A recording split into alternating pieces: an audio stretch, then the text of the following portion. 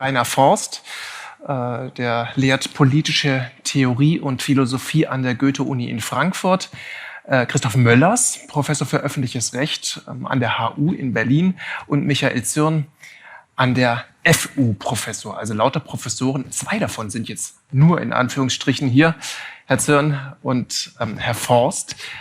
Ja, diese Jungs-WG, von der vorhin schon so ein bisschen diese Rede war, ziemliche Luxus-WG, oder? Wie ist das Leben da so als WG im Thomas-Mann-Haus? Ein traumatisches Erlebnis, an dem ich immer noch arbeite.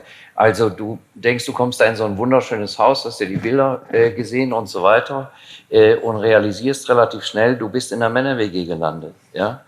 War vorher nicht klar. Ja, also manchmal war das nicht klar. Zwischen Klarsein und Klarsein ist ja ein Unterschied. Also was man weiß und dann zu wissen, wie es ist, sind 2 verschiedene Dinge. Also Spaß beiseite. Es war eine wunderbare Zeit. Wir haben uns sehr gut arrangiert. Wir hatten mit Friedhelm Marx und Bernhard Pörksen wunderbare Kollegen, mit denen wir viel Spaß hatten, viel diskutiert haben und wir miteinander haben natürlich auch so praktisch von Trump bis Plato alles durchmessen. Deswegen kam ich überhaupt auf diesen Gedanken. Es fühlte sich an wie eine Klassenfahrt, als ich da von Ihnen gehört habe. Also Sie hatten diesen Löschteich, den Sie zum Badenzweck entfremdet haben. Sie haben auch eine Menge Fußball gespielt, glaube ich. Das mit dem Fußball das stimmt schon. Also das geben wir ungern zu, aber wir haben diesen weihevollen Rasen da im Mannhaus ein bisschen zweckentfremdet, aber wir haben auch nichts kaputt gemacht. Also es sind jetzt keine Lampen zerschossen worden oder so, oder wenn, haben wir sie schnell wieder ersetzt.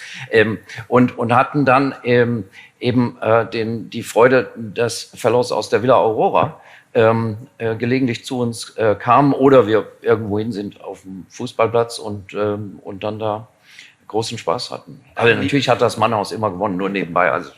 Also nicht immer, aber manchmal. Gelegentlich haben Sie dann aber doch auch tatsächlich gearbeitet. Und zwar an einem Thema, was sehr gewichtig daherkommt, würde ich sagen. Nämlich Sie planen gemeinsam ein Buch Grundlagen politischer Legitimität.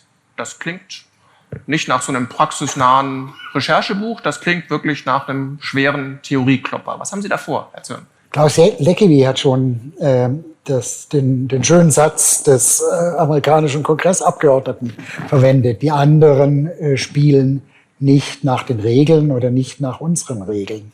Das ist sozusagen ein Element, das wir aufgreifen, indem wir ganz stark den Eindruck haben, dass Legitimationskonflikte in unserer Gesellschaft nicht mehr Anwendungskonflikte sind, wo klar ist, was die Regeln sind, dass wir eigentlich eine Demokratie haben müssen, um demokratisch sein zu können, sondern dass wir verstärkt in eine Situation geraten, in denen die Regeln selbst in Frage gestellt werden. Aber das Entscheidende, wenn ich das noch dazu sagen darf, ist ja, dass wir jetzt nicht irgendwie eine Analyse machen, wie man sie in den verschiedenen Disziplinen immer aufgeteilten Herangehensweisen hat, sondern dass wir eben versuchen, wirklich diese philosophische Perspektive, was ist eigentlich normativ legitim, die politikwissenschaftliche, was betrachten die Leute eigentlich als legitim und dann noch das Verhältnis von Legalität und Legitimität aus der Sicht des Juristen, dass wir das zusammenbringen wollen. Und insofern sozusagen eine einheitliche Konzeption der Legitimität, um diese dann anzuwenden auf diese neuen Konflikte. Die Palette ganz kurz gesagt reicht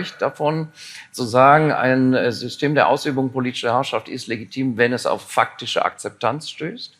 Die anderen sagen, was heißt hier schon faktische Akzeptanz? Die kann ja ideologisch produziert sein, muss man also ein paar Bedingungen hinzufügen. Die anderen sagen, es geht um Akzeptabilität.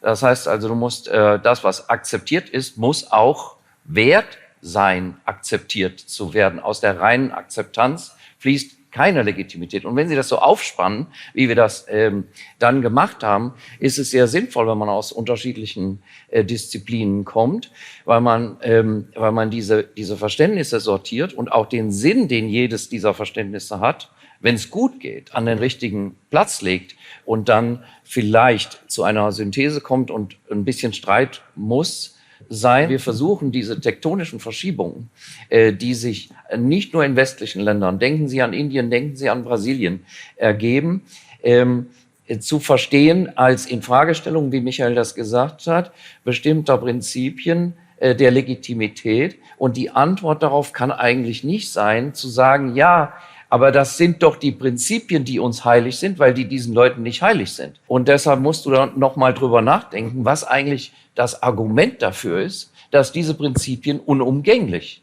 sind. Und dann wird das, was wir untersuchen, weil Sie vorhin über Theorie und Praxis gesprochen haben, das Praktischste überhaupt. Da wird Denn es dann wenn doch du sehr praktisch. die praktische Realität verstehen willst, musst du sie theoretisch durchdringen. Was haben Sie da eine ganz praktische Überlegung auch aus dem ableiten können, was Sie da diskutiert haben?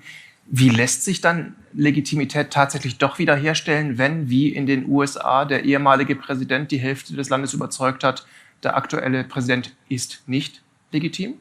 Natürlich müssen wir über Medienkompetenz nachdenken. Natürlich müssen wir über Formen der politischen Bildung nachdenken. Wir müssen darüber nachdenken, wie neue Beteiligungsformen hergestellt werden. Wir müssen vor allem darüber nachdenken, wie sozusagen diese Institutionen, internationalen europäischen Institutionen, die nationalen Prozesse beschränken und das Gefühl hervorrufen, hier gibt es ja gar keine Demokratie mehr, wie wir nicht den Schluss ziehen, wie ihn viele ziehen. Wir müssen jetzt wieder nationalistisch werden, wir müssen alles reinholen, sondern den gegenteiligen Schluss daraus zu ziehen. Wir brauchen diese Institutionen, wir brauchen internationale Klimaregelungen. Die Frage ist, wie man die internationale Politik und die europäische Politik demokratisieren kann. Also in diesen Kategorien denken wir, wenn wir jetzt über Reparaturen nachdenken. Wie ist das, Herr Forst, die Legitimationskrise der Demokratie, ist das denn dieselbe in den USA wie in Europa, wie in ganz anderen Kontinenten? Unsere Gesellschaften, also die westlichen Gesellschaften, aber viele andere auch, sind in einem Wandlungsprozess, der zu Verunsicherungen und Aggressionen führt, die uns so schnell nicht verlassen werden. Die sind je nach Land ganz unterschiedlich, aber dass eine Gruppe der Bevölkerung, die gewöhnt war, den Ton anzugeben, sich herausgefordert sieht, führt dazu, dass sich etwas einschleicht, was Thomas Mann Verwahrlosung der Demokratie genannt hat. Ja? Dass unter Volk etwas verstanden wird, was einer bestimmten Gruppe, die sich als das eigentliche Volk sieht, vorbehalten sein soll und die dann bestimmen darf, wer welche Rechte, Freiheiten hat, überhaupt ins Land kommt und so weiter und so fort. Dann bekommen wir ein massives Problem, weil für diese Gruppen dann Demokratie heißt, dass sie bestimmen, wie die Regeln gespielt werden und ob nach ihnen gespielt wird. Das heißt, es stellt sich sowas ein wie ein nationalistischer Relativismus. Und da Sie danach gefragt haben, wie ist Legitimität herstellbar? Legitimität kann nur über die Beibehaltung von Prinzipien, von Rechtsstaatlichkeit, Demokratie, Menschenrechten insbesondere hergestellt werden. Und in dem Moment, wo wir nicht mehr wissen, was an diesen Prinzipien gut ist, außer dass sie früher mal galten oder halb galten, dann haben wir ein richtiges Problem. Deshalb muss diese Arbeit zwischen empirischer Forschung und normativer Reflexion sich bewegen. Auch noch nicht das fertige Rezept, aber eine weitere Zutat. Bleibt mir nur die letzte Frage, wann ist Ihr Backbuch auf dem Markt? Naja, es bedarf ja noch einiger Einigungsprozesse, aber also wir sind dabei und wenn Sie jetzt ein Datum hören wollen, sage ich, das Manuskript wird 2023 fertig werden. Dann werden wir es lesen können. Dieses Buch von Rainer Forst, Christoph Möllers und Michael Zimmermann. Dankeschön.